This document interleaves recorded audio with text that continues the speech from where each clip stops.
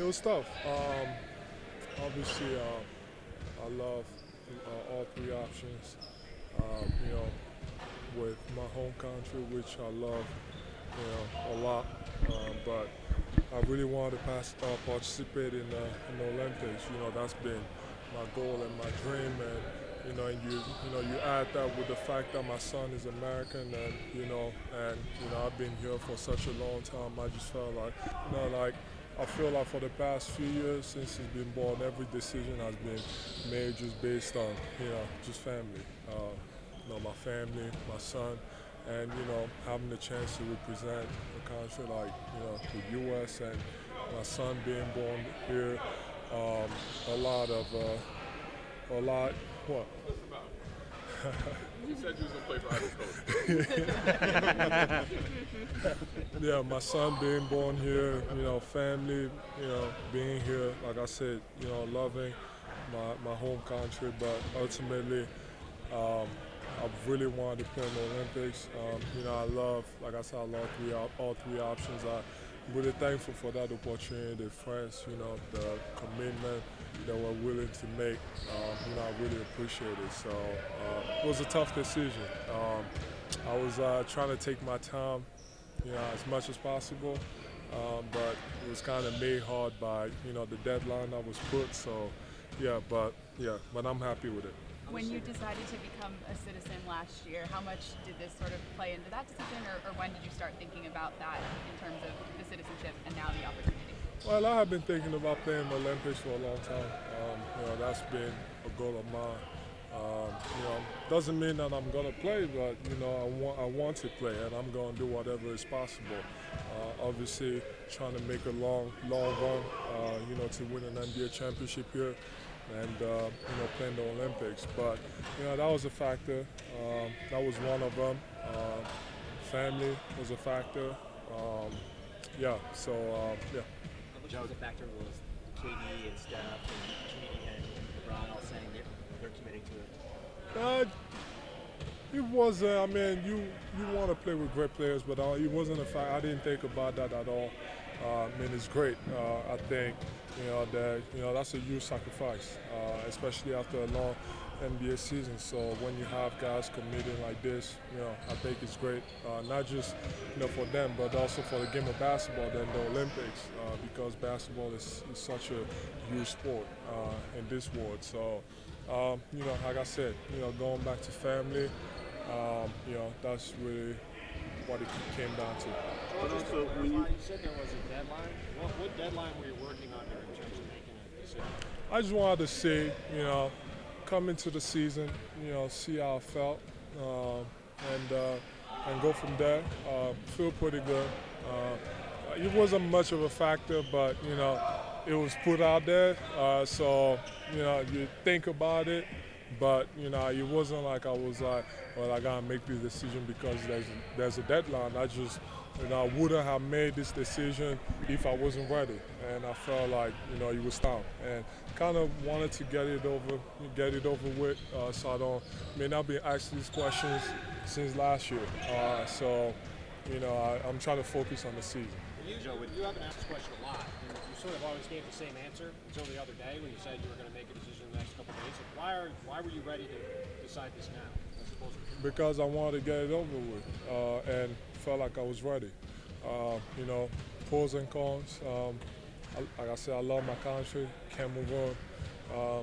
Would love to represent, but the ability to participate in the Olympics and family was played a huge role in that decision.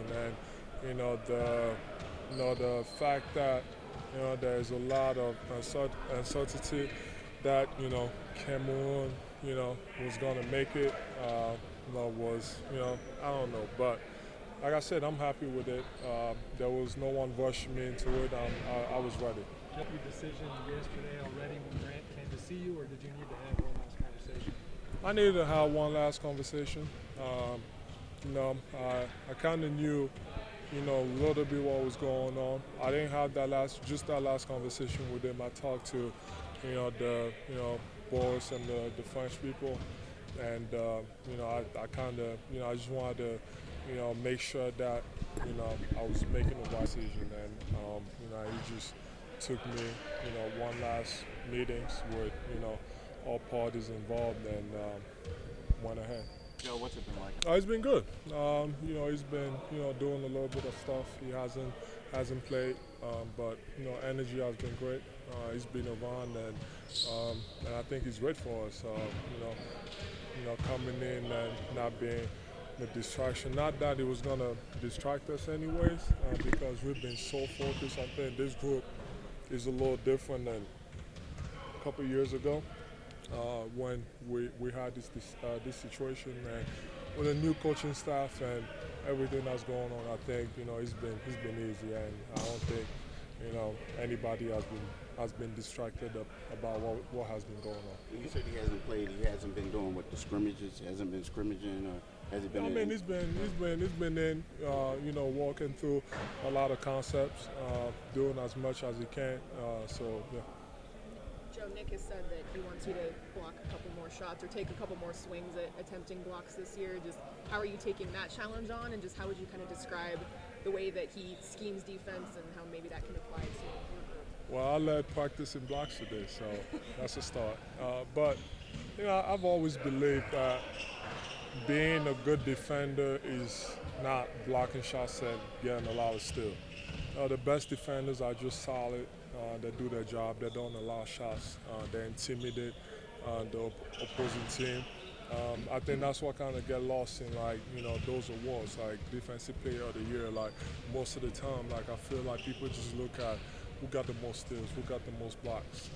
But defense is much more than that. You gotta have a high basketball IQ. You gotta know where to be positioned, just to make sure that, first of all, they don't get in the paint or they're scared to do so.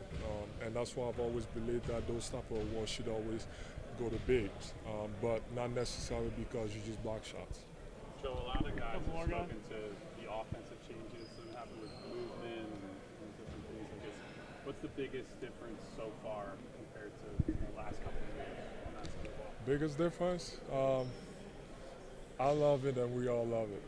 I think this is the best way to win, and I've always believed that. I never liked the idea of just being a scorer. I like to do everything on the basketball court. I want to be a playmaker. I want to score. I want to get my guys involved. I want to get them open. So the way we've been playing, the system in place that we're working on, I think it might be it might take over once we figured out we're gonna be fine. But it's fun. It's fun playing with the ball moving side to side.